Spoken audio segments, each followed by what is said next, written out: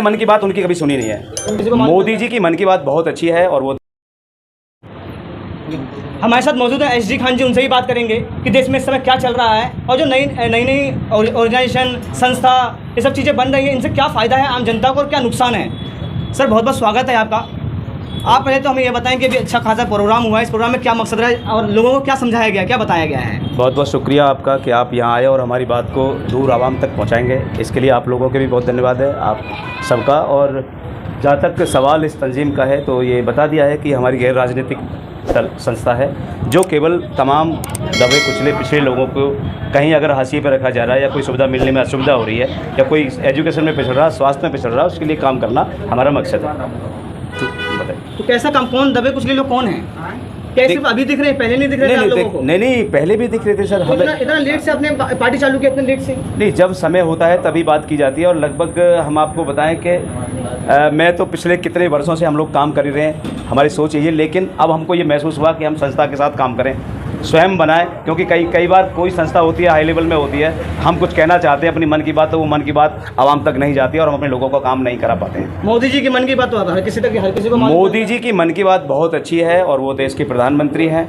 वो जितना भी जो अच्छा वो कर सकते हैं देश के लिए वो कर रहे हैं। ये अलग बात है कि किसी को उनकी बात बुरी लगती है, किसी को अच्छी लगती है। आपको कैसी लगती है? हमें तो सबका अच्छा लगता है, चाहे वो कोई भी पार्टी हो। आपको कैसा लगता है? नहीं, मैंने मन की बात उनकी कभी सुनी नहीं है, सुन के देखे मैंने आज तक सुनी नहीं है और शायद उनका एपिसोड पूरा हो गया। और थोड़ा सा मैं आपसे ये जानना चाहता हूँ सर, मोदी जी वर्सेज, मैं एक बात कहना चाहता हूँ, मोदी जी वर्सेज आप इसको मत खड़ा कीजिए सर। आप ही लोग सर, मेरा सवाल ये है कि जब मैं आप लोगों से पूछूंगा, एक निजी स्तर से पूछता हूँ, उनसे ये मालूम चलता है कि देश में क्या हो रहा है, क्या होने वाला है। अगर आज कहीं ना कहीं से मोदी जी के काम अच्छे रहे होते तो आज आप लोग नई पार्टी नहीं बनाते। नहीं, मोदी जी और पार्टी का आपका एक संस्था है। मेरी बात सुनिए, मोदी जी जिस पिच पर काम कर रहे हैं, जिस पिच पर वो अपना प्ले कर रहे हैं, वो पिच पर उन लोगों को जो उनके ऑडियंस हैं, जो उनको देखना चाहते हैं, उनको अच्छा लग रहा है। पूरे हिंदुस्तान को, पूरी दुनिया को कोई भी प्रधानमंत्री ना खुश कर पाया आज तक और ना करेगा।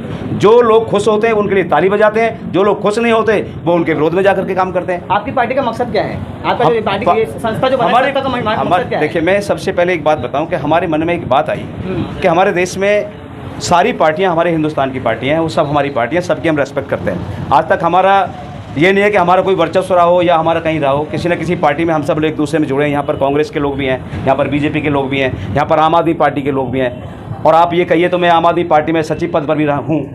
तो ऐसा नहीं है, अब आप समझ लीजिए कि गैर राजनीतिक है या नहीं है, क्योंकि यहाँ सब लोग एक समय के लिए आए हैं। और हमारा मेन मकसद क्या है? भारतीय जनता पार्टी देखिए खुलेआम ये बोल देती है कि हमें मुस्लिमों को वोट नहीं चाहिए।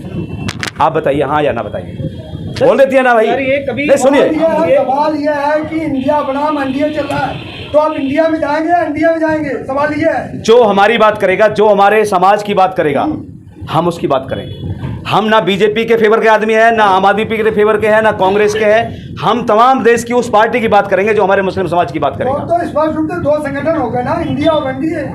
तो आप इंडिया में जाएंगे, इंडिया में जाएंगे? नहीं, हम संगठन में कहाँ है? वहाँ हम तो कहीं भी नहीं है। ना हम कहीं प्रांत के मुख्यमंत्री हैं, ना हम कहीं के प्रधानमंत्री हैं, ना हम कहीं के कोई विधायक हैं। हमारा एक भी विधायक बता दीजिए वहाँ पर कोई हो एनडीए में। कांग्रेस तो आपके फेवर में है ना? नहीं, बात कांग्रेस सुनिए, अब मैं आपको बताना चाहता हूँ, देश में दो तरह की राजनीति चल रही है। एक तो चल रही है कट्टरवाद के ऊपर। एक पार्टी कहती है मुझे मुस्लिमों का वोट नहीं चाहिए। एक अदर पार्टियां हैं कि हम सेकुलरिज्म पर वोट लेते हैं। सेकुलरिज्म पर वोट लेते हैं, सुनिए, सेकुलरिज्म पर वोट लेते हैं। सुनिए, मैं सेकुलरिज्म, धर्मनिरपेक्षता पर थोड़ी सी बात करना चाहता हूँ। बस धर्मनिरपेक्षता का मतलब है उसमें ये नहीं देखा जाना चाहिए कि इस क्षेत्र में बनिया का वोट ज़्यादा है, ब्राह्मण का वोट ज़्यादा है, या मुस्लिम का वोट ज़्यादा है, या सिख का वोट ज़्यादा है। धर्मनिरपेक्षता सेकुलरिज्म से इतना देखना चाहिए कि इस क्षेत्र का भलाई का काम कौन व्यक्ति अच्छा कर सकता है, उसको टिकट दिया जाए और उसको तमाम लोग जिता करके भेजें। ये धर्मनिरपेक्ष है। लेकिन धर्मनिरपेक्षता करने वाली पार्टियां भी कहीं ना कहीं अंदर खाने उस कट्टरवाद को पनपाए हुए हैं, जो हमें पसंद नहीं है। ठीक है, आप कहते हैं भाजपा को वोट, भाजपा हमसे वोट लेना नहीं चाहती, लेकिन आपका रुख तो भाजपा की तरफ है ना? नहीं, आज अगर हम देखें तो अभी पिछले कुछ 5-7 महीने से भारतीय जनता पार्टी ने मुस्लिमों की तरफ रुख किया है और उनका वो रेस्पेक्ट भी करने लगी है, उनकी बात भी करने लगी है। तो हमारे लिए तो कोई वो परहेज नहीं है बीजेपी पार्टी से भी, हमारे लिए सब बराबर हैं।